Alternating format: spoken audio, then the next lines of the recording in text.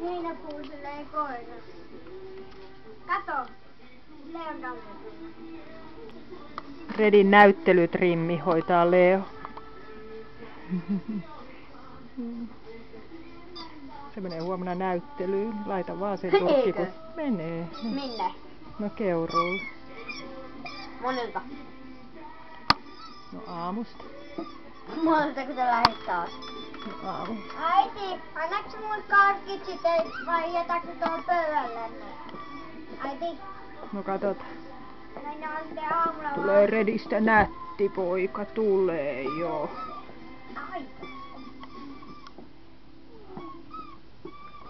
Anna syöpää. Mä otan sitä pussia.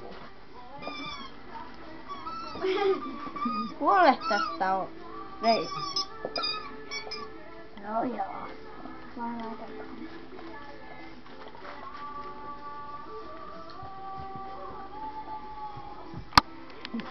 Tässä on videonauhot.